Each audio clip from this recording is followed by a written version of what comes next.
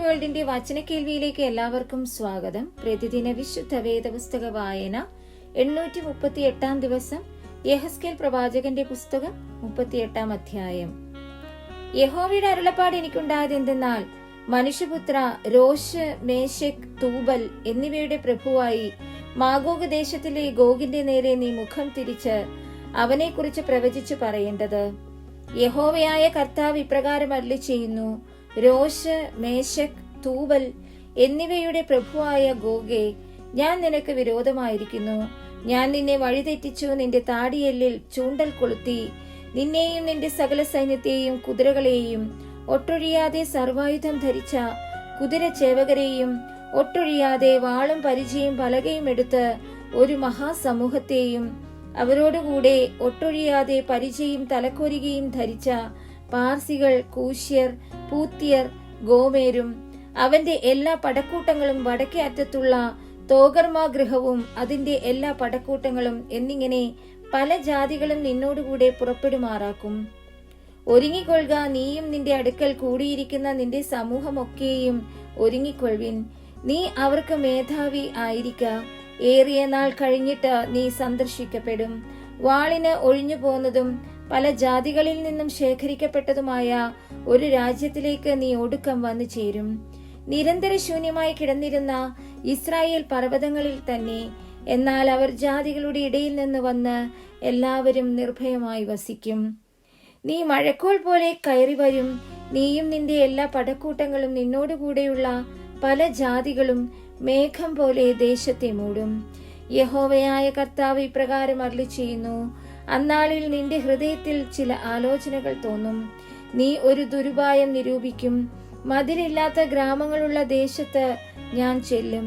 കൊള്ളയിടേണ്ടതിനും കവർച്ച ചെയ്യേണ്ടതിനും ശൂന്യമായി കിടന്നിട്ടും വീണ്ടും നിവാസികളുള്ള സ്ഥലങ്ങൾക്കു നേരെയും ജാതികളുടെ ഇടയിൽ നിന്ന് ശേഖരിക്കപ്പെട്ടും കന്നുകാലികളെയും ധനത്തെയും സമ്പാദിച്ചും ഭൂമിയുടെ മധ്യേ വസിച്ചും ഇരിക്കുന്ന ഒരു ജനത്തിന്റെ നേരെയും കൈനീട്ടേണ്ടതിനും ഒട്ടൊഴിയാതെ മതിലും ഓടാമ്പലും കതകും കൂടാതെ നിർഭയം വസിച്ച് സ്വൈരമായിരിക്കുന്നവരുടെ നേരെ ഞാൻ ചെല്ലുമെന്നും നീ പറയും. ശെബയും ദെദാനും തർശീഷ് വർത്തകന്മാരും അതിലെ സകല ബാലസിംഹങ്ങളും നിന്നോട്, നീ കൊള്ളയിടുവാനോ വന്നത്?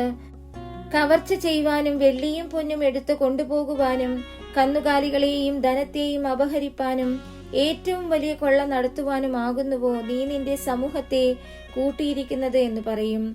ആകയാൽ മനുഷ്യപുത്ര, നീ പ്രവചിച്ച് ഗോഗിനോട് പറയേണ്ടത്: യഹോവയായ കർത്താവ് ഇപ്രകാരം അരുളിച്ചെയ്യുന്നു, എന്റെ ജനമായ ഇസ്രായേൽ നിർഭയമായി വസിക്കുന്ന അന്നാളിൽ നീ അത് അറിയുകയില്ലയോ?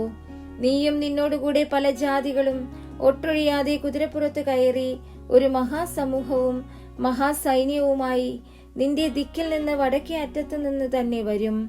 ദേശത്തെ മറയ്ക്കേണ്ടതിനുള്ള ഒരു മേഘം പോലെ നീ എന്റെ ജനമായ ഇസ്രായേലിന്റെ നേരെ വരും. ഗോഗേ, അന്ത്യകാലത്ത് ജാതികൾ കാണുകയും ഞാൻ എന്നെ തന്നെ നിങ്ങൾ വിശുദ്ധീകരിക്കുമ്പോൾ അവരെന്നെ അറിയേണ്ടതിന് ഞാൻ നിന്നെ എന്റെ ദേശത്തിന്റെ നേരെ വരുത്തും. യഹോവയായ കർത്താവ് ഇപ്രകാരം അരുളിച്ചെയ്യുന്നു: ഞാൻ നിന്നെ ഇസ്രായേലിന് വിരോധമായി വരുത്തുമെന്ന് പണ്ടത്തെ കാലത്ത് അനേകം സംവത്സരങ്ങളായി പ്രവചിച്ചു പോന്ന അവരുടെ പ്രവാചകന്മാരായ എന്റെ ദാസന്മാർ മുഖാന്തരം ഞാൻ അന്ന് അരുളി ചെയ്തത് നിന്നെ കുറിച്ചല്ലയോ? ഇസ്രായേൽ ദേശത്തിന് വിരോധമായി ഗോഗ് വരുന്ന അന്നാളിൽ എന്റെ ക്രോധം എന്റെ മൂക്കിൽ ഉജ്ജ്വലിക്കുമെന്ന് യഹോവയായ കർത്താവിന്റെ അരുളപ്പാട്. അന്നാളിൽ നിശ്ചയമായിട്ട് ഇസ്രായേൽ ദേശത്ത് ഒരു വലിയ ഭൂകമ്പം ഉണ്ടാകുമെന്ന് ഞാൻ എന്റെ തീഷ്ണതയിലും എന്റെ കോപാഗ്നിയിലും അരുളി ചെയ്തിരിക്കുന്നു. അങ്ങനെ സമുദ്രത്തിലെ മത്സ്യവും ആകാശത്തിലെ പറവയും കാട്ടിലെ മൃഗവും നിലത്തിഴയുന്ന ഇഴജാതിയൊക്കെയും ഭൂതലത്തിലെ സകല മനുഷ്യരും എന്റെ സന്നിധിയിൽ വിറയ്ക്കും. മലകൾ ഇടിഞ്ഞുപോകും, കടുംതൂക്കങ്ങൾ വീണുപോകും, എല്ലാ മതിലും നിലം പരിചാകും. ഞാൻ എന്റെ സകല പർവ്വതങ്ങളോടും അവന്റെ നേരെ വാളെടുപ്പാൻ കൽപ്പിക്കുമെന്ന യഹോവയായ കർത്താവിന്റെ അരുളപ്പാട്. ഓരോരുത്തന്റെ വാൾ അവനവന്റെ സഹോദരന് വിരോധമായിരിക്കും. ഞാൻ മഹാമാരി കൊണ്ടും രക്തം കൊണ്ടും അവനെ ന്യായം വിധിക്കും.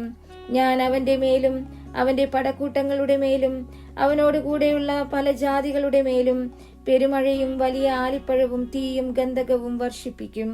ഇങ്ങനെ ഞാൻ എന്നെ തന്നെ മഹത്വീകരിക്കുകയും എന്നെ തന്നെ വിശുദ്ധീകരിക്കുകയും പല ജാതികളും കാണുകെ എന്നെ തന്നെ വെളിപ്പെടുത്തുകയും ഞാൻ യഹോവ എന്ന് അവർ അറിയുകയും ചെയ്യും.